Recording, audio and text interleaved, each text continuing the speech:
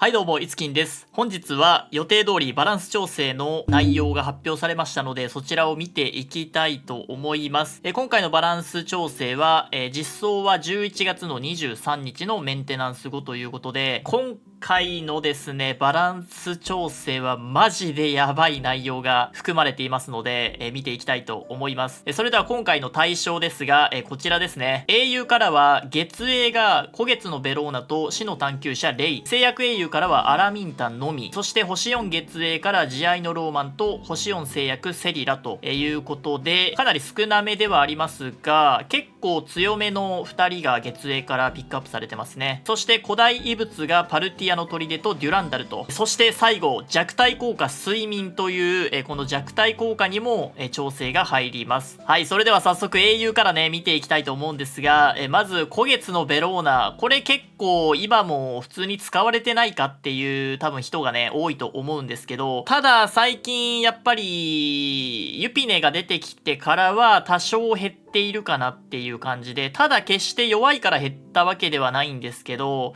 今の環境やはりスタンがめちゃくちゃ多くてベローナが動けないっていうことが割かしあるので、そういう意味で弱いといえば弱いのかもしれないんですが、こちら修正が入りまして、まずスキル1に根力解放が移りましてダメージアップがつきました。なので火力で言うと今までスキル3のスキルターン減少っていうのが根力解放だったので、単純にベローナの攻撃力が上がります。なんでこれでねランディとかを一発で倒すみたいなこともできるかもしれません。そしてパッシブスキルですね。こちらは投資の獲得量が増えます。これのおかげでちょっとタイミングがずれてカウンターが飛んでくるので、使い勝手が結構変わってくるかもしれないので、この辺はちょっと実際に使ってみてどんぐらい速くなったのかっていうのを実感することになると思うので、現段階ではちょっと何とも言えないんですが、なかなか全体攻撃が多い今の環境だとかなり変わってくるんじゃないかなと思います。そして最後スキル3ですね。覚醒のところを見ていきますが、こちらはですねスキルターンが減りまして、代わりに根力解放がねなくなったので、そういう調整がされてます。で、投資の獲得量もパッシブの方が増えたのでスキル3の方は減りました。あとは自身が強化状態の場合ダメージがアップというのがなくなったので、こちらも特にバフをつけなくても火力が上がりますよという形となりましたので、全体的に火力アップ、なんだかんだでランディに怠慢仕掛けても場合によっては負けるっていうこともあったので、多少はこれで有利になるんじゃないかなとは思います。はい、そして続いては死の探求者レイ。こちらもですね、今ってそんなにレイ弱かったっけっていう感じはするんですけど、かなり内容変わってまして、最初見た時はちょっと使い勝手変わって嫌だなと思ったんですけど、しっかり見てみるとめちゃくちゃ使いやすくなって今後増える可能性がかなり高いです。まずスキル1ですね。前までは猛毒を撃爆させるスキルだったんですが、命中した場合に対象の裂傷の 40% 追加ダメージとなりました。なのでこの辺はシューとかとも組み合わせやすいですし、ヤミラビーとかもまた出てくる可能性高いんじゃないかなと思います。とにかく裂傷さえ与えてればレイも火力役として貢献できることになるので、例えば今までだったら猛毒がつかない抵抗の高いキャラとかには一切何もできなかったのが、弱体効果ではない裂傷とかのキャラクターを入れてればレイも十分火力として役に立てるということで、これは一見ちょっとどうかなって思ったんですけど、割と強い効果だと思います。そしてスキル2のパッシブですね。これもですね、自身のアクションゲージアップが消されまして、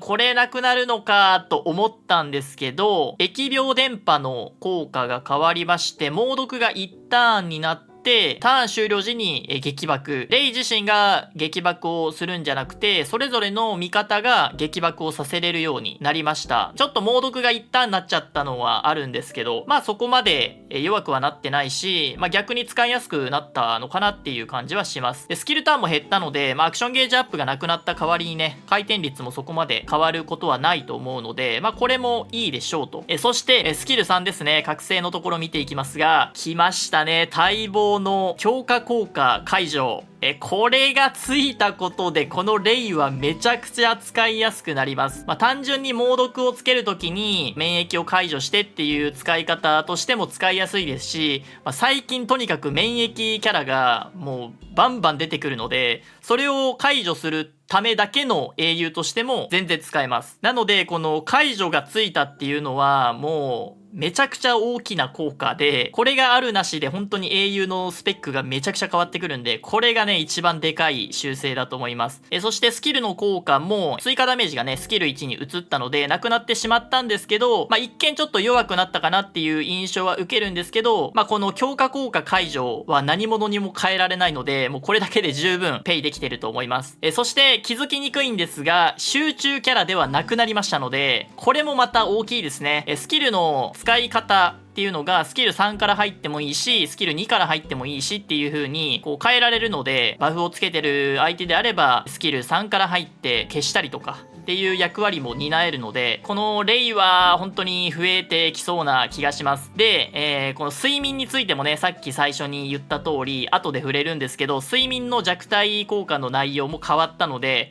それも加えるとレイはめちゃくちゃやばいキャラに化けると思います。はい、続いては制約英雄、アラミンタさんですね。この英雄もね、なんだかんだ何回か調整されてるんですけど、なかなか使いづらいというところで、まずは、発火ですね。こちらは、やけどの撃爆がなくなりまして、専用装備で撃爆ができるようになるので、使いたい人は専用装備をつけて撃爆を狙ってくださいね、という風になりました。で、スキル2ですね。スキル2の方が、アクションゲージが 30% アップになったので、全部に回復負荷がつくと、120% アップできるということで、疑似的な追加ターンプラス 20% アップなので、結構割り込みもしづらい英雄にはなっています。で、スキル3がスタンの確率が 70% アップということで、今までね 50% だったんですけど 20% アッププラス根力があれば効果抵抗無視でつけれるということで、スペック自体はね悪くはないんですけど、やっぱりこのアクションゲージアップは最近闇ユピネとかも出てきてゲージアップ量が半分になっちゃうとかもあるので、今の環境だとやっぱり使いづらいかなと。スキル3に強化解除がついてないと結局使いづらいっていうのが感想なので、アラミンタさんは依然使用率はそこまで変わらないんじゃないかなと思います。はい、続いて慈愛のローマンですね。この英雄も昔はね輝きのあった英雄なんですが、パッシブスキルが沈黙にならないという効果が追加されたので、これ結構オンリーワンですかね。スキルを使えなくなることが絶対にないということで、スタンとかね睡眠とかされたら別なんですが、基本的に抵抗を上げるキャラなので、沈黙を防げると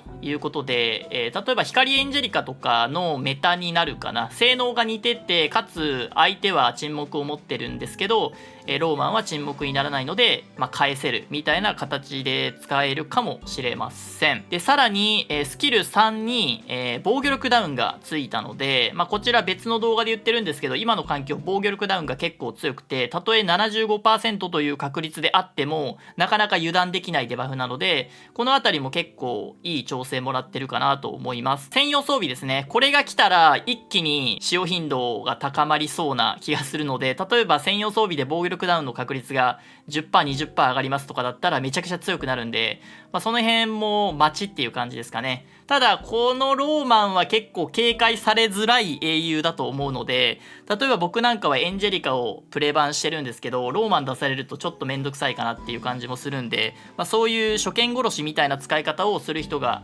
増えてくるかもしれません。はい、続いてはセリラですね。スキル2の正規吸収のダメージがアップします。スキル効果は内容がちょっと変わってるように見えますが、一切変わってません。書いてる順番がね変わったというか統一されたというだけです。ただスキルの修正はないんですけど、専用装備の効果がスキル3を使用した時に防御力ダウンを付与できるようになったので、単純に PVE とかで使いやすいキャラクターに調整がされています。はい、そして今回の古代物からはパルティアとデュランダルですが、パルティアの方がですねめちゃくちゃ使いやすくなりまして、バトル開始時、自身と後衛の味方に免疫とシールドを付与という風になりましたので、今までアタッカーの攻撃力次第でちょっとずれてしまったりとかっていうところがあって、ちょっとね、使いづらいタイミングあったんですけど、今回の修正によって、もう固定で、場所でね、選べるようになったので、めちゃくちゃ使いやすくなりましたし、これ自身にもシールドがつくっていうことで、今まで、イートンとかにね、つけてる人がいたと思うんですけど、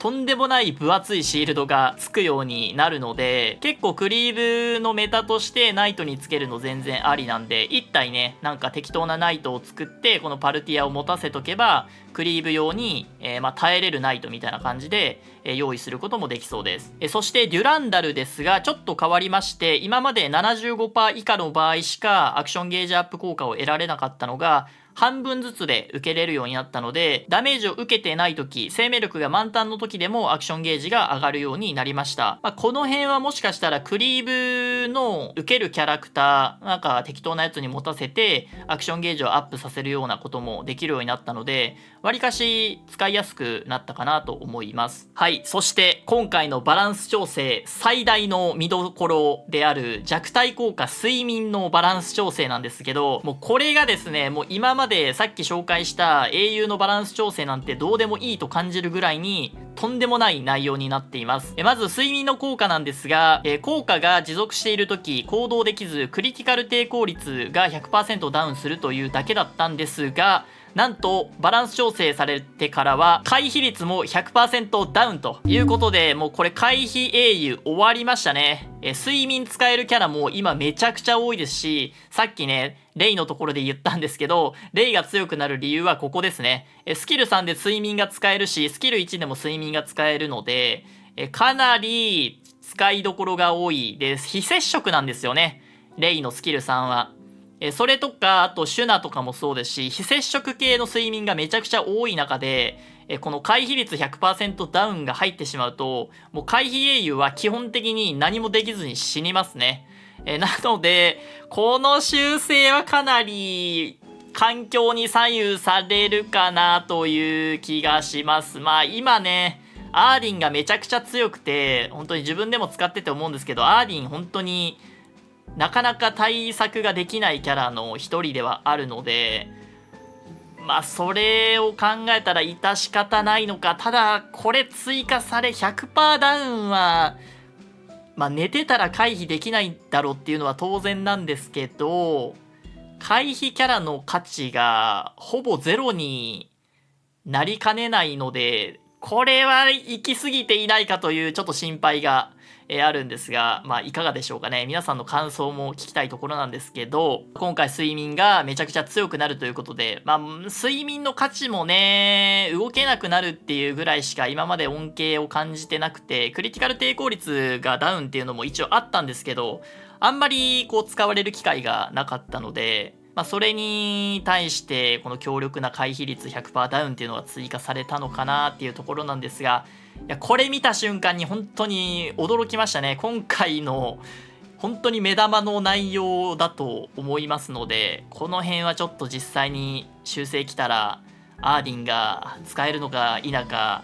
またちょっと調べないといけませんね。はい、というわけで今回の、バランス調整はちょっと数が少ないですけれども、多分運営さんもねいろいろバタバタしてると思うので、その中で決まったことだと思いますが、ただ少ない中にもインパクトのある今回は、内容だったのでちょっと怖いんですけど、どうなるかなと。これでねアーディンとか回避できなくなるっていうので、また早いアーディンが流行ったりとか、最近もちょこちょこいたんですけど、またちょっとステータスの配分が変わってきそうかなという感じです。この辺ね、皆さんの意見も聞きたいので、ぜひコメント欄に、書いていただけると助かります。というわけで、今回の動画は以上となります。ご視聴ありがとうございました。